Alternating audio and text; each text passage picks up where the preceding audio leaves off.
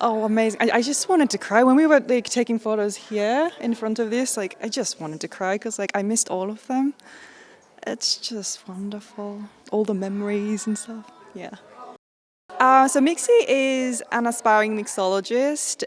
She's definitely has this like feisty, cheeky character going on, and she's not like one of those typical quiet Japanese girl. And then she meets Suzie at the bar, and she accompanies Suzie on her journey. Well, it has Rashida Jones and Nishijima-san in it. It's in the sci-fi dark comedy thing. Do you want to watch it? Yeah. It is very unique. It's so hard to describe like Sunny without any spoilers because like there's so much themes going on. Yeah, just gotta see it. Oh my god, yes, because like I am very new to this industry. I'm completely, I was just an ordinary musician, who just makes jingles for a living. So this is definitely one of like once in a lifetime experience, and it's just like I'm so proud like of myself. Yeah. So this is my first time working in Apple TV Plus, and it's been amazing. Everything, but I loved every scene I had with Suzie, Rashida Jones, and Joanna, Suzie. The trio dynamics and stuff. It was just like I'm so lucky to have that experience.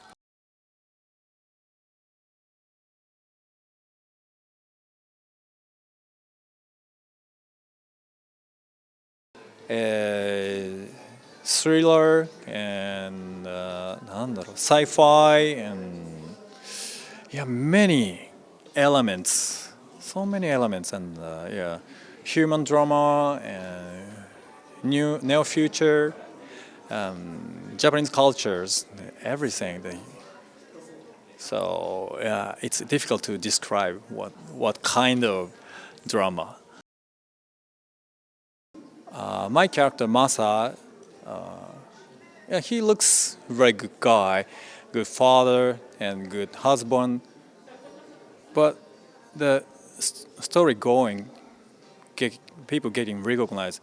Wow, he's not ordinary person. Wow. And that's the mystery. One of the mystery of this in this drama. So yeah, maybe audience will see the different side of Masa, scary or something violence and mystery. So yeah, please looking forward. This story is a dark comedy, so maybe audience enjoy and laughing, but story going and getting recognized. This story about technology and human, how to make relationship, and at the end, people think about what is human, what is soul, and what is the meaning of life. So very deep tema is there.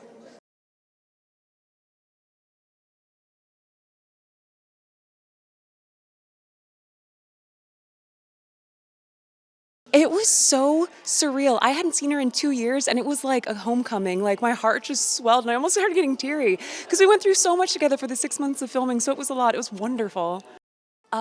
Kismet, destined in the stars. But my relationship to Sunny is that I get to play Sunny on the show, and it's been such a ride, especially to see all the episodes now because we worked so hard, and I was in the helmet for so long, and then actually seeing her on screen was really trippy. For lack of a better word, it was very trippy. So we actually had a 3 foot tall robot Sunny on set. So I would go as Joanna and do the scene and rehearse it, and then I'd go off, get rigged up into the helmet.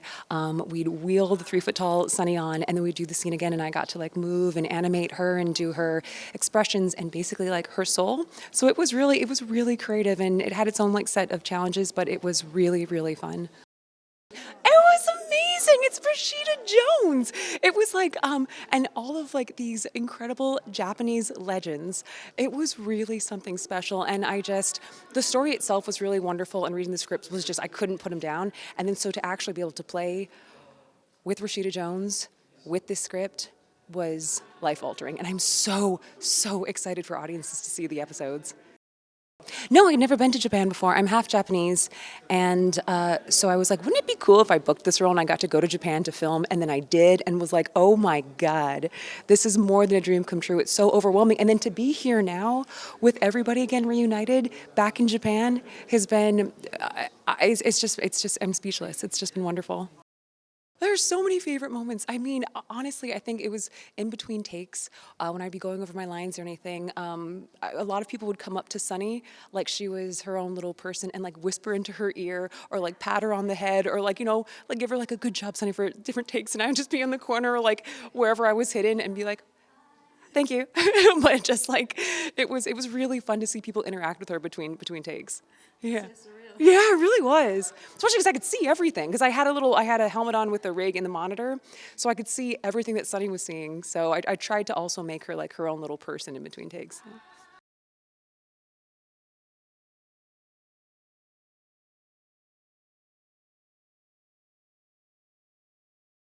Right. This is really a very interesting setting because the whole place is to be set in Kyoto, and that's where Noriko Sakamoto is. And Kyoto has a history of 1,200 or even more. And then they have preserved all the old buildings and traditions and culture. That's going to collide with AI. Sunny coming into this, and I was really taken by the whole book and, of course, the program. Yes, was I have not met her for quite a while, and like her waving to me, it was yes, I was very happy. She's cute, huh? Yes, I play the role of the Susie's husband, Masa's mother. I am the mother-in-law of Suzie. So you know what mother-in-law are. The wife to my son will never be the best, they think. But since we have lost, or we're not sure yet, but maybe lost Masa and the grandson, so the only relative that I will have is Suzie. But I had a lot of, Noriko had a lot of friction, in order to accept her. But as time goes by and as Sunny comes in, things start changing.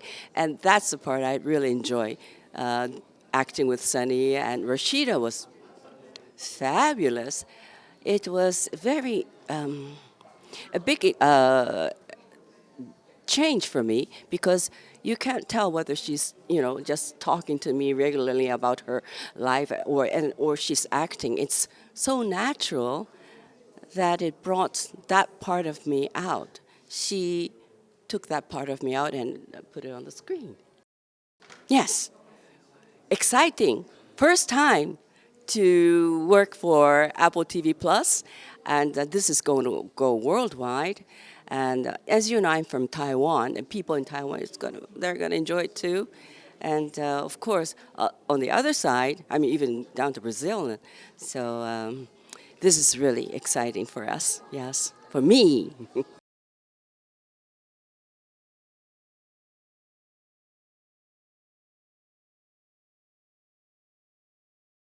So interesting about this story that I love it. Yeah.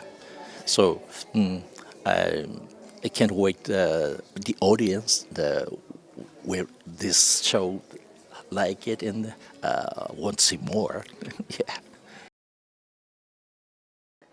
My character, I play a character named Yuki Tanaka, a roboticist, um, employed in the early development of AI technology.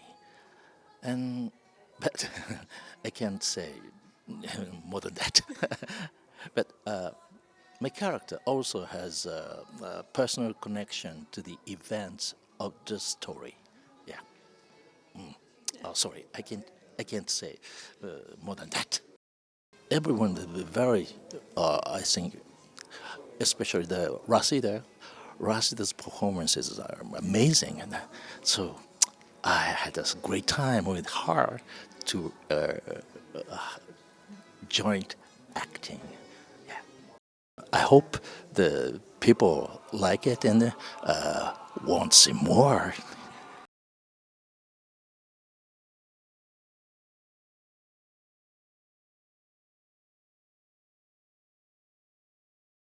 Oh my God. Walking in here and seeing her was a little bit like the first time seeing her all over again. And it's like when you've been away from somebody and they seem a little different, like she seemed a little smaller and a little sweeter, and it was a great joy to see her again. I was sent the book years ago now, and I was so drawn to the character of Suzie and this experience that she'd had of losing her husband and son and the sort of devastation of that. And I've always been drawn to stories about kind of what comes after the face of tragedy. And so it was that, and then trying to figure out how to craft a story that had a spine of a thriller at the heart of it, but was also able to talk about themes that I really care about: loneliness and isolation and female friendship. I mean, I think that the show has a sense of hope at the end of the day, even though we're grappling with these themes that are quite dark. We have a sense of optimism at the end of it. And then I think we're also wrestling with themes of artificial intelligence, and like we're at this point in humanity where AI could either go in a really bad direction or a really good direction, and so we're trying to live in that tension with the show. Oh my God, this cast is a dream. You know, led by Rashida, who was somebody I'd admired and adored for a long time as a fan, and to get to work with her was extraordinary. And she brings like humor and pathos to this character in a way that is kind of extraordinary.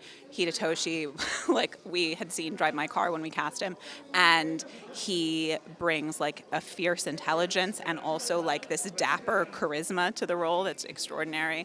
Joanna, who plays Sunny, just like brought the sunniness of this character, as well as like a deep sense of humor and emotion in a way that you couldn't imagine a person being able to do without like the use of their face. And she really did it in this amazing way.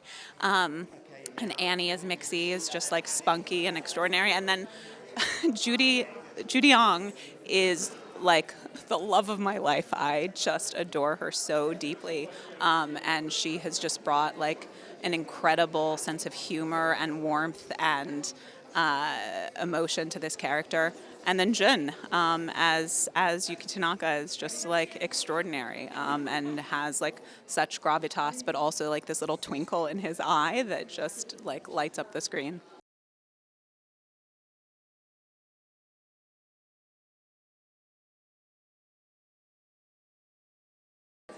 Yeah, way back in 2019, so many years ago now, I received the format, the outline from Katie before that there was a script. So A24 sent it to me, and I was just instantly I've never read an outline for something that was such a page turner.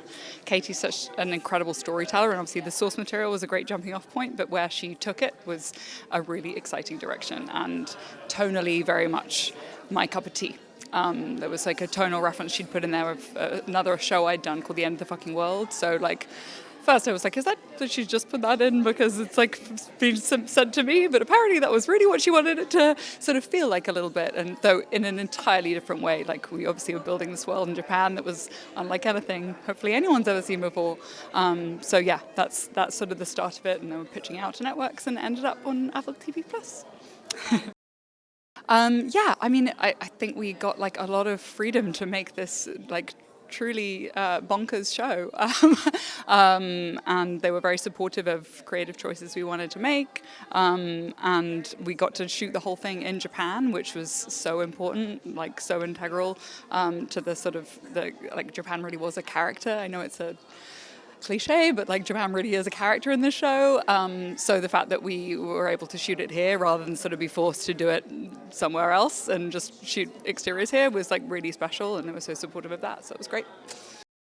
So talented. It was, not the easiest show to cast. We needed a lot of bilingual actors, of which that's a small pool, and we needed people who could balance comedy and drama, and I feel like we sort of hit the jackpot. We got so lucky. It was a really wonderful moment coming to the table read with such an eclectic bunch of actors that I think were all icons in their own right, but had never appeared in the same project together. And I think particularly for a Japanese audience, we've heard that they can't kind of quite believe that all of these different actors that usually like work in quite different spheres are like all in the same project. So I think like that's hopefully something that's going to make people lean in and tune in. I mean, what I love about the show is that it deals with some really sort of profound philosophical questions about grief and loneliness and feeling isolated in this like so-called connected world. But it does so in a way that is just like also a really fun ride and with characters that I think people will really relate to.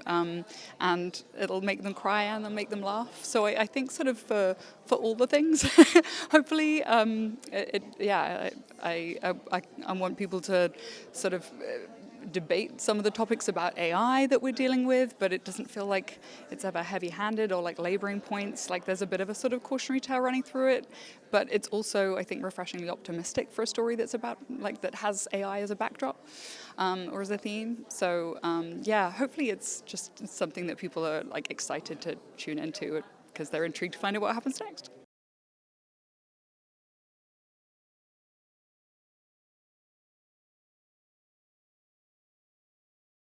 Actually, kind of emotional, shockingly emotional. It was nice to see her again. I couldn't believe it. She's not real. Well, she is in my heart. Yeah. Yeah, well, by the time it made its way to me, it was a very well-realized, rich world already. Katie Robbins and Lucy Tcherniak sent me this like beautiful deck and a playlist and scripts that were, so far along. So I could really imagine the entire world as it would, end up on screen. It's like a nice entry point to come into because, my job was just to try to bring something, slightly honest to the character, but the world was very much there already. Yeah. Pretty incredible. Yeah, definitely a lifetime dream of mine. I love Japan, and I always wanted to kind of know it in a deeper way. And I'm not so sure I'll ever know it in the deepest way. But yeah, I got to spend so much time here with the people and the rituals and the culture and nature, and it's such a big, glorious country. Yeah, I loved it. I loved it. Sunny is I would say somewhat of like a dark fairy tale, mystery thriller comedy, question mark, with comic overtones that takes place in near future Japan.